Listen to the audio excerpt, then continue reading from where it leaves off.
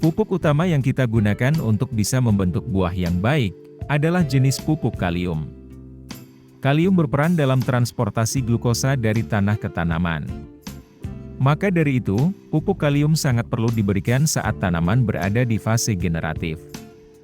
Kita semua tahu, unsur kalium dalam pupuk majemuk setidaknya harus lebih tinggi dibanding unsur pendamping lain, sebagai bekal untuk pembuahan. Unsur pelengkap tersebut adalah fosfat dan boron.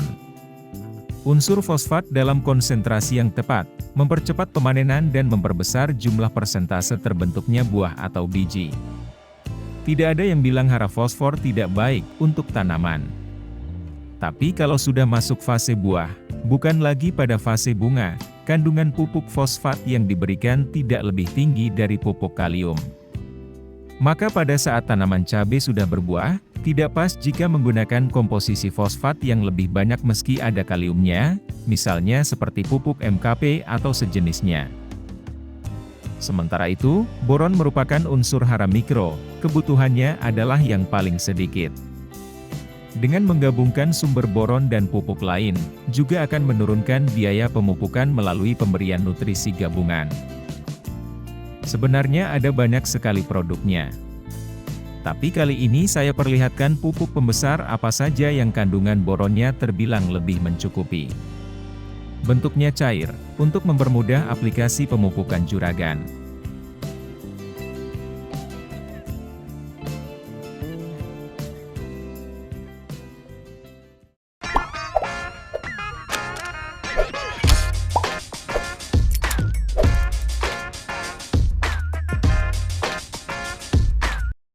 Pupuk KCl cair Kalimatch memiliki kandungan kalium oksida 20%, fosfat 7%, boron 1000 ppm, dan sedikit nitrogen yang hanya 2% saja.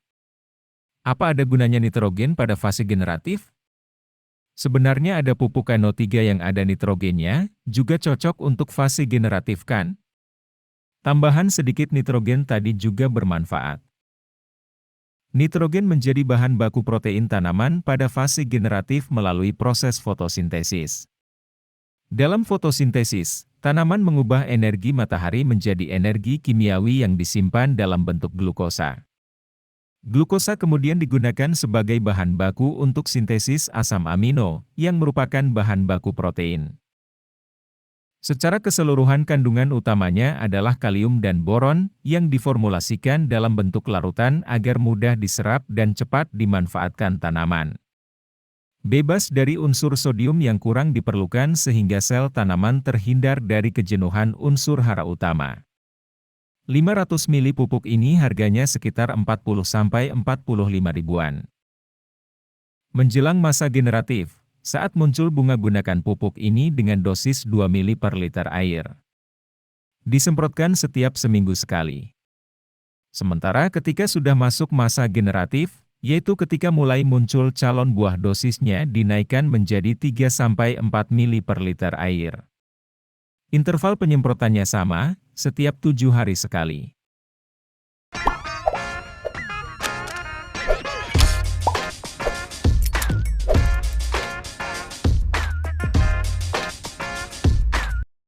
Dalam pupuk ini ada kandungan kalium oksida 46%, fosfat 25%, nitrogen 6%, boron 15%, magnesium 10%, mangan 2%, sulfur 2%, dan silika 0,8%. Juga dilengkapi dengan beberapa unsur mikro seperti besi, molibdenum, seng, juga mineral dan vitamin. Kalium cair ini juga sudah bebas klor sehingga lebih aman untuk diaplikasikan dalam jangka panjang. Harga 250 ml pupuk ini, sekitar 60 ribuan. Seperti pupuk Kalimatch yang sudah kita review tadi, K14 Agroben juga memiliki sedikit kandungan nitrogen. Kalau sekiranya tanaman masih membutuhkan nitrogen sebagai bahan pembentukan klorofil dan belum ada gejala serangan jamur, silakan boleh diaplikasikan. Tambahan magnesium yang cukup banyak juga memiliki dampak baik, terutama dalam hal fotosintesis. Untuk menghasilkan buah, kita juga tidak bisa lepas dari fungsi utama daun sebagai dapur tempat berlangsungnya fotosintesis. Sebelum diaplikasikan, K14 Agroben perlu dikocok dulu. Penyemprotan yang disarankan menggunakan dosis 1 atau 3 mili per liter air, atau sekitar 1 tutup botol per tangki 15-17 liter.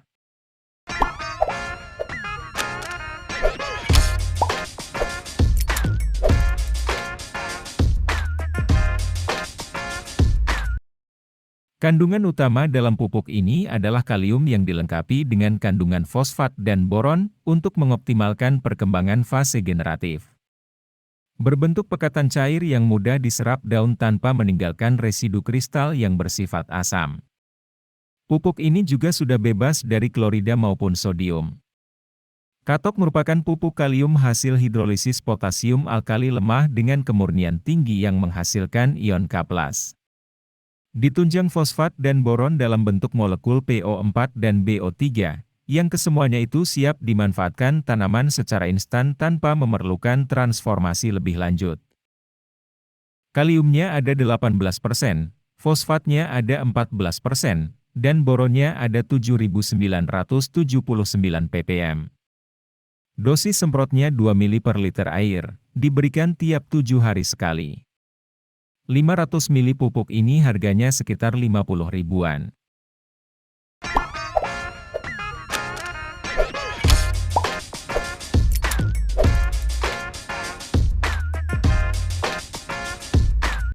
Kalinet merupakan pupuk yang mengandung tinggi kalium dan boron. Selain meningkatkan pembentukan buah, Kalinet juga akan mempertahankan kondisi daun tua agar tetap berfotosintesis karena ada tambahan unsur hara mangannya. Dan mencegah kemacetan pertumbuhan pada tunas dan ujung akar. Layaknya fungsi dari kalium dan boron pada umumnya. Kandungannya terdiri dari kalium 13,80%, fosfat 12,33%, boron 16.200 ppm, dan mangan eta 205 ppm. pH pupuk ini 7,5 sehingga tidak menyebabkan asam. Juga tidak mengandung klor ataupun sodium sehingga tidak bersifat racun. Dosis pemakaian untuk tanaman cabai adalah 1-2 mili per liter air, setiap 3-4 kali pemetikan. Untuk mengatasi pertumbuhan vegetatif yang berlebihan, bisa juragan semprotkan pada seluruh bagian tanaman 2 mili per liter. Harga 1 liter pupuk ini, sekitar 100 ribuan. 4 pupuk tadi, kandungan kaliumnya terbilang mencukupi, dan sangat baik untuk bekal pembentukan buah. Pada pupuk lain mungkin memang ada yang kaliumnya lebih tinggi. Tapi, 4 pupuk tadi adalah yang dilengkapi dengan kandungan fosfat dan boron sesuai kebutuhan tanaman. Sampai sini saja pembahasan kita, dan sampai jumpa lagi pada pembahasan berikutnya.